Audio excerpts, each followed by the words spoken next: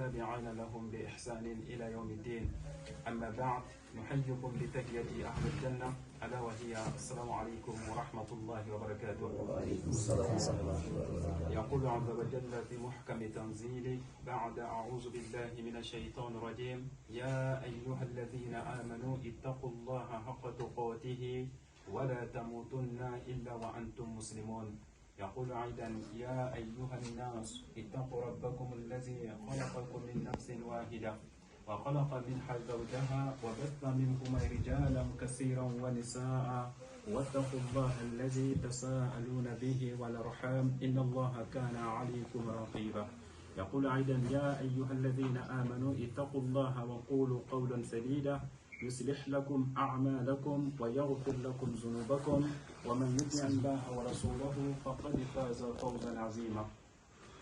إن أصدق الحديث كتاب الله وخير هدي محمد صلى الله عليه وسلم وشر الأمور محدثاتها فإن كل محدثة بدعة وكل بدعة ضلالة وكل ضلالة في النار والعياذ بالله من ضلالة والنار. أما بعد. Toutes les louanges appartiennent à Allah subhanahu wa ta'ala. Nous le lions et nous l'implorons son pardon ainsi que son secours. Quiconque Allah subhanahu wa ta'ala guide, nul ne peut le garer, et quiconque Allah le gare, nul ne peut le guider. Car la guidance et le garement appartiennent à Allah subhanahu wa ta'ala. Il guide qui il veut et il égare qui il veut, incha'Allah. Donc c'est à toi, le serviteur, incha'Allah, de demander chaque fois la guidance à ton Seigneur Allah subhanahu wa ta'ala. Car l'islam, n'est-ce pas, la guidance, c'est une religion. Allah subhanahu wa ta'ala, s'il te veut du bien, il te met sur la bonne voie. Man yuridullahu bihi khayran yufaqihuhu fid din. C'est pourquoi Abdullah ibn Abbas radiyallahu anhuma, il était l'enfant le plus, c'est-à-dire le plus béni, ou soit l'enfant qui a réussi vraiment des choses que les autres n'ont pas réussi. Parce qu'Abdullah ibn Abbas, lorsqu'il a naqué, c'est-à-dire il est né, le prophète sallallahu alayhi wa sallam, c'est lui-même qui a pris Abdullah ibn Abbas, n'est-ce pas, avec ses mains, les mains du prophète sallallahu alayhi wa sallam. Et après, il a fait les doigts pour Abdullah ibn Abbas. Il a dit: Allahumma faqihuhu fi din wa allimhu ta'wil. Allah fait comprendre la religion à Abdullah ibn Abbas et fait-lui comprendre, n'est-ce pas, l'exégèse, n'est-ce pas, c'est-à-dire le tafsir du Coran. C'est pourquoi lorsqu'on prend le tafsir, tous les tafsirs, si Abdullah ibn Abbas il dit quelque chose à propos d'un tafsir, on ne va plus chercher d'autres choses à connaître. Parce que déjà Abdullah ibn Abbas, c'est le prophète lui-même, sallallahu alayhi wa sallam, qui lui a fait les doigts pour lui. Donc c'est très important, incha'Allah, la guidance. L'être humain, incha'Allah, il faut toujours demander la guidance à Allah subhanahu wa ta'ala. Donc nous demandons à Allah subhanahu wa ta'ala qu'il nous guide dans le droit chemin. C'est ce que nous disons chaque fois dans la prière, lorsqu'on est en train de prier. On récite l'espace Surat al-Fatiha plus de 17 fois par jour. Et dans cette sourate, il y a une partie où on dit, c'est-à-dire un verset où on dit: Allah guide-nous avec les bien guidés. Parce qu'on veut la guidance. Allah subhanahu wa ta'ala, il a envoyé les prophètes, c'est-à-dire tous les prophètes, afin que nous épargnions, n'est-ce pas, du fait de l'enfer, afin de nous rapprocher, n'est-ce pas, d'Allah subhanahu wa ta'ala, afin qu'il nous donne le paradis. Donc, on va demander à Allah subhanahu wa ta'ala qu'il nous fasse parmi les bien guidés. Et après, aujourd'hui, alhamdulillah, nous remercions Allah subhanahu wa ta'ala, nous rendons grâce, incha'Allah, pour cette retrouvaille. N'est-ce pas, on s'est retrouvés aujourd'hui, alhamdulillah, c'est sur un bon but. Parce qu'on s'est retrouvés, incha'Allah, afin d'échanger. Ce n'est pas une conférence en tant que telle, mais afin d'échanger. Écouter, n'est-ce pas, certaines paroles qui nous seront bénéfiques, incha'Allah, avant notre fin, n'est-ce pas, de la vie. Parce qu'on sait qu'on est en train de partir. Un jour, ça va finir. On est peut-être aujourd'hui jeune, on est enfant, mais on va grandir, on va devenir comme maman aujourd'hui, tu la vois, elle est, voilà. Un jour, toi aussi, tu vas devenir comme ta mère ou tu vas devenir comme ton père. Tu vas finir cette vie, elle est éphémère. Donc, la vie qui est éternelle, n'est-ce pas, qui est la vie de l'au-delà, on est en train de partir. Parce que la vie, c'est des étapes. Aujourd'hui, alhamdulillah, on est dans cette vie qu'on appelle la hayatul dunya, c'est-à-dire la vie de ce bas monde. Et après cette vie, il y a une vie aussi. Et c'est cette vie-là où on est en train de partir, c'est là-bas qui est l'éternel en fait. Donc, on travaille ici afin d'aller récolter là-bas. Là-bas, on ne travaille pas, on récolte ce qu'on a semé ici. Donc il va falloir qu'on sème, n'est-ce pas, de bons grains. C'est-à-dire les graines qu'on va semer ici, il va falloir que ce soit de bonne qualité, afin d'aller récolter, n'est-ce pas, la bonne récompense auprès de notre Seigneur, Allah subhanahu wa ta'ala. Parce qu'aujourd'hui, ici, dans cette vie ici, ça ne va pas. S'il y a un problème dehors, on va à la maison. Si on a un problème, on va vers maman. Si on a un problème, on va vers papa, n'est-ce pas, afin de partager, n'est-ce pas, ce que nous avons en nous, afin de trouver, n'est-ce pas, une solution avec maman ou à travers maman. On va demander à Allah de nous trouver une issue favorable. Mais en même temps, on va demander à Allah subhanahu wa ta'ala, à notre maman ou notre papa, n'est-ce pas, de trouver une solution. Parce que ton père, il ne va jamais te laisser, n'est-ce pas, dans les problèmes de ces bas mondes. Donc il ne va jamais te laisser, n'est-ce pas, dans des problèmes. Mais, Yawm al-Qiyamah, Allah subhanahu wa ta'ala, il a dit, c'est le contraire. C'est le contraire. En arabe, on appelle les aqs. C'est le contraire. Le contraire de Yawm al-Qiyamah, lorsqu'on a des problèmes, c'est un problème individuel. Il n'y aura personne pour t'aider. Parce qu'ici, on a des problèmes, alhamdulillah, comme je l'ai dit tout à l'heure, on va à la maison, on va trouver le problème, on va appeler des amis, on va appeler des potes, on va appeler le mari, on va appeler, n'est-ce pas, pour trouver des solutions. Mais Yawm al-Qiyamah, lorsqu'on a des problèmes, on est en retard, il y a des manquements, il y a quelque chose, n'est-ce pas, entre nous et Allah, Yawm al-Qiyamah, c'est chacun a son problème. C'est pourquoi Allah il a dit Yawma yafirru al-mar'u min akhi. Les jours de Yawm al-Qiyamah, chacun a ses problèmes, chacun a son affaire. Maman, elle te voit, elle fuit. Tu vas voir ton pote, quelqu'un à qui vous, masha'Allah, vous partagez tout, ou soit vous partagez tout dans ces bas mondes. Yawm al-Qiyamah, vous voyez, après tu vas prendre la fuite. Parce que tu ne veux pas de problèmes ces jours-là. Donc, les problèmes de qui que ce soit, n'est-ce pas, le suffit comme problème. Donc, Yawm al-Qiyamah, on ne peut pas alléger le fardeau de qui que ce soit. Donc, nous sommes tous ici, on est conscients, alhamdulillah. Allah, il nous a créés, et il nous a créé des parents, n'est-ce pas, papa et maman. Et après, Allah subhanahu wa ta'ala, il nous a créés, n'est-ce pas, pour un but. C'est quoi le but d'adoration, le but de la création? C'est pour adorer Allah subhanahu wa ta'ala. C'est pourquoi il a dit dans un verset où il dit وَقَدَ رَبُّكَ أَلَّا تَعْبُدُوا إِلَّا إِيَّاهُ وَبِالْوَالِدَيْنِ إِحْسَانًا. Allah il a dit, il a décrété, Allah subhanahu wa ta'ala a décrété dans le Coran de ne pas adorer autre qu'Allah subhanahu wa ta'ala. Parce que l'adoration, c'est obligé. Il faut adorer Allah. Si tu n'adores pas Allah, tu vas adorer quelque chose. Même les non-musulmans, les non-croyants. Quelqu'un qui dit non, moi je ne crois rien. Non, tu crois en quelque chose. Peut-être tu ne crois pas en Allah, mais tu crois à ton travail. Parce que tu vas voir cette personne, alhamdulillah, le matin, elle se lève tôt, ou soit elle fait de cause, n'est-ce pas, pour ne pas que le business qu'il est en train de mener, que ça soit péri. Cette personne ne veut pas que son business soit péri. Donc, tu ne crois pas en Allah, mais tu crois réellement à ton business que tu es en train de faire. Donc, chacun a sa croyance. Tout le monde croit en quelque chose dans cette vie. Il n'y a pas un athée. C'est-à-dire les gens qui se disent athées, c'est parce que tu ne crois pas en Allah, mais tu crois en quelque chose. Donc, Allah il nous a dit de ne pas adorer autre qu'Allah subhanahu wa ta'ala. Donc, adorer Allah, ça englobe tout. Tout ce qui fait en sorte, tout acte qui fait en sorte de te rapprocher de ton Seigneur, c'est ça qu'on appelle adoration.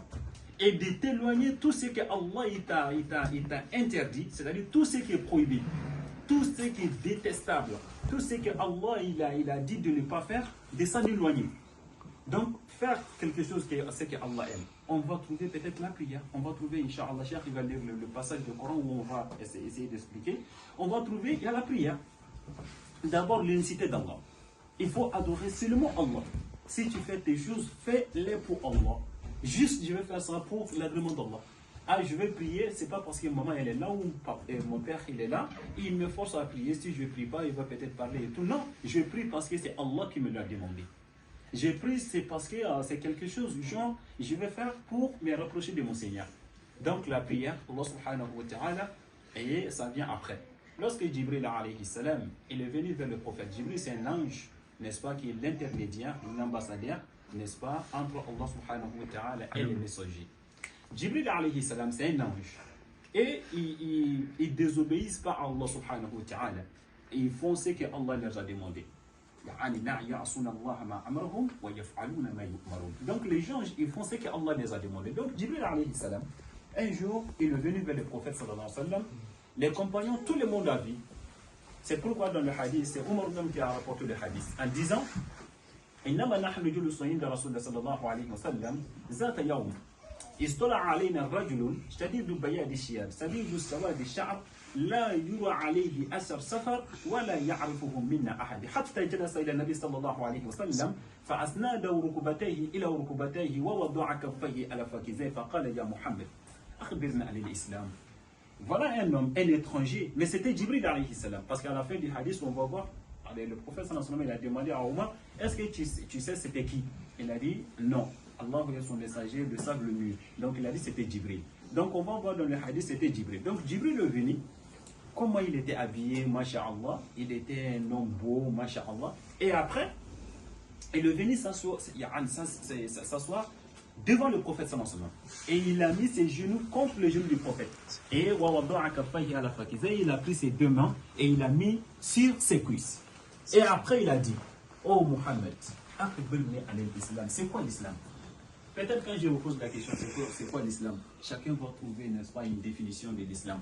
Mais on va prendre la définition que le prophète sallallahu alayhi wa sallam a donnée pour l'islam. Même si on va te demander dehors, c'est quoi l'islam? Tu réponds à la même manière comme le prophète sallallahu alayhi wa sallam il a répondu. Donc, l'islam, les 5 piliers de l'islam. Vous devez connaître, un bon musulman, tu dois connaître les 5 piliers de l'islam. Et après, les 6 piliers de la foi. Les 3 piliers, n'est-ce pas, des piliers de l'ihsan, n'est-ce pas, c'est-à-dire l'excellence. Parce qu'un bon musulman, tu deviens musulman, après tu deviens croyant, après tu deviens parmi les excellents. Je pense que vous êtes tous parmi les excellents ici. Donc, l'excellence, je vais juste parler un peu de l'excellence, Inch'Allah. L'excellence, c'est quoi? Comme j'ai dit tout à l'heure, tu ne pries pas pour ton père. Papa, il est là, il n'est pas là, je prie. C'est ça qu'on appelle l'excellence. Parce que le prophète sallallahu alayhi wa sallam a dit dans le hadith, Anta abudallaha ka'annaka tarahu, fa in lam takunu tarahu, fa innahu yarak. Donc, d'adorer Allah subhanahu wa ta'ala comme il te voit. Je prends l'exemple tous les temps, un exemple que nous tous nous pouvons comprendre. Peut-être on va quelque part où à l'entrée, on te dit il y a des caméras de surveillance. Tu rentres dans le supermarché, tu rentres dans des endroits surveillés par des vidéosurveillance. À la porte, tu le vois, il notifie. En entrant, tu as vu qu'il y a des caméras de surveillance. Et après, tu es rentré, est-ce que tu vas voler quelque chose là-bas? Non. Parce que pourquoi tu vois, ou soit est-ce que tu vas faire des bêtises? Non, tu ne vas pas dérailler parce que tu sais qu'il y a des caméras de surveillance. Et la même chose, la surveillance d'Allah subhanahu wa ta'ala est plus pire que des vidéosurveillance. Il peut ne pas être que des vidéosurveillance te filment en faisant des bêtises dans un supermarché, mais les caméras d'Allah subhanahu wa ta'ala est avec toi, avec toi partout. Papa, il n'est pas à la maison, mais Allah, il est là. Ma mère, elle n'est pas là, mais Allah subhanahu wa ta'ala, il est là. Donc si on met dans la tête qu'on est en train d'adorer Allah, mon père, il n'est pas là, mais Allah, il est là, Wallah, on va faire la prière automatiquement, sans être gêné en fait. On va le faire, parce qu'on sait que c'est Allah qui est là. C'est Allah qui nous a demandé de le faire. Je ne prie pas pour mon père, mais je prie pour Allah. La même chose pour toutes les bêtises. Je ne fais pas ces bêtises à l'école, dehors, avec des potes ou avec... Je ne fais pas ça parce que c'est Allah. Allah, il est avec moi. Mon père n'aime pas ça. Non, mais moi, je ne fais pas ça parce que mon père, il n'aime pas. Non, je ne fais pas ça parce que Allah, il n'aime pas. C'est mon Seigneur. Parce que c'est lui qui peut me statuer au Al-Qiyamah. Parce qu'après la mort, il y a des destinations. Fariqun fil Jannah ou fariqun fil Sa'ir. Le prophète sallallahu alayhi wa sallam, il a dit, lorsqu'on va mourir, Wallah, il y a des destinations. Soit on est dans le paradis, soit on est dans l'enfer. Et si tu seras parmi les gens de droite, n'est-ce pas, de la droite, je vais dire, qui vont rentrer dans le paradis. Alhamdulillah, qu'Allah nous fasse parmi ces gens qui vont rentrer dans le paradis. Et en faisant, Inch'Allah, des bonnes œuvres avant de mourir. Mais quand tu es parmi les gens de gauche, Yawm al-Qiyamah, c'est que tu vas en enfer, qu'Allah nous en préserve. Et quelqu'un a dit tout de suite une sourate, avant de continuer avec le dars, il a dit dans l'enfer, Laysa lahum ta'amun illa min dari'a. Wallah, il n'y a pas de substance, il n'y a pas à manger, il n'y a pas de graisse, il n'y a pas à manger dans le paradis. Et, subhanallah, vous savez, quand on a le panari, vous connaissez le panari? Quand on a mal au doigt, ça sent, on appelle ça le panari. Ok? Le panari. Lorsque ça s'enfle, ça prend, n'est-ce pas, le sang et tout. Après, ça va sortir. Les gens de l'enfer, c'est ce qu'ils vont manger. Ils n'ont pas, la substance dans l'enfer. C'est ce qu'ils vont manger dans l'enfer. Qu'Allah nous en préserve. Donc, mes frères et sœurs en islam, Allah subhanahu wa ta'ala, il a envoyé les messagers, n'est-ce pas, afin qu'on adore Allah subhanahu wa ta'ala. Donc, dans le hadith du prophète sallallahu alayhi wa sallam, lorsque Jibril alayhi salam, il a demandé, c'est quoi l'islam? Il a dit, l'islam, c'est l'unicité d'Allah subhanahu wa ta'ala. Adore Allah subhanahu wa ta'ala seul. Et après, tu crois à la prophétie du prophète sallallahu alayhi wa sallam. Nous tous, quand on essaie de demander la sirah du prophète sallallahu alayhi wa sallam, il était qui? Il s'est marié à quel âge? Il a eu combien d'enfants? Alhamdulillah, peut-être on sait. Oui, c'est vrai. Ça fait partie de la sirah du prophète sallallahu alayhi wa sallam. Mais ce qui est plus important, c'était quoi le comportement du prophète sallallahu alayhi wa sallam? C'était quoi son attitude? Le prophète sallallahu alayhi wa sallam, qu'est-ce qu'il faisait? Qu'est-ce qu'il aimerait? Qu'est-ce qu'il aimait faire? Et qu'est-ce qu'il les a interdits? Qu'est-ce qu'il n'aimait pas faire? C'est ce qui est plus important en fait. De connaître la vie du prophète sallallahu alayhi wa sallam, c'est très important. Mais ce qui est plus important, plus bénéfique pour nous, c'est de prendre, n'est-ce pas, ses comportements. C'est pourquoi il fait demander encore le prophète sallallahu alayhi wa sallam, ma aksaru ma yadkhulu an-nasa al-janna qala al-husn al-khuluq. Les bons comportements. Alors, les bons comportements vis-à-vis d'Allah subhanahu wa ta'ala, comme on vient de dire. Et le bon comportement après avec les parents. C'est pourquoi dans le verset, Allah lui-même, dans tous les versets où il parle d'adorer Allah seul, et après seulement il dit, soyez bienfaisants envers les parents. Aujourd'hui, nous, les enfants, le grand problème aujourd'hui, c'est quoi? C'est avec les parents. On adore Allah, alhamdulillah. On prie, alhamdulillah. Mais on n'écoute pas. Ça, c'est un défaut. Ça, c'est un manquement vis-à-vis d'Allah subhanahu wa ta'ala. Lorsque tu n'obéis pas à tes parents, c'est que tu n'obéis même pas à Allah subhanahu wa ta'ala. Parce que c'est Allah qui l'a dit. Allah, il a décrété de ne pas adorer autre chose qu'Allah subhanahu wa ta'ala. Et d'être bienfaisant envers les parents. Aujourd'hui, les enfants, peut-être, à l'exception de certains, de quelques-uns. Même 1% ou 2%, c'est même pas beaucoup. Le vrai problème aujourd'hui de la société, c'est qu'on n'écoute pas les parents. On n'écoute même pas les parents. Wallahi, moi je sais quand même quelque chose. Ta réussite de ce bas monde et ta réussite de Yawm al-Qiyamah, wallahi, dépend de tes parents. Ta mère, elle parle, tu t'étais, tu écoutes. Elle est en train de parler, là, tu ne vas pas partir. Tu restes jusqu'à ce qu'elle finisse de parler et après tu vas partir. Lorsqu'elle est en train de parler, tu ne réponds pas. Parce que le prophète dans un autre hadith, il a dit Wallahi, la yadkhulul jannata aqul walidayhi. Celui qui a le mauvais comportement avec les parents, qui a le mauvais comportement avec son père, qui a le mauvais comportement avec sa maman, ou soit qui a le mauvais comportement même avec les aînés dehors, je vais dire, avec les maîtres de l'école et tout, wallahi, sache-toi que tu es en train de s'aimer quelque chose qui va te rattraper dans le futur. On veut tous réussir. On veut être des chefs d'entreprise, on veut être. Tout ce que tu veux devenir, wallahi, peu importe. Prends seulement l'initiative. Mais wallahi, la réussite, le taux de réussite, n'est-ce pas, de ce que tu veux entreprendre, ce que tu veux devenir, dépend de tes parents. Ta mère, comme on va lire dans son Luqman, wallahi, ta mère, elle a beaucoup souffert pour toi. Toi-même, tu le sais. Malgré ton âge, mais tu sais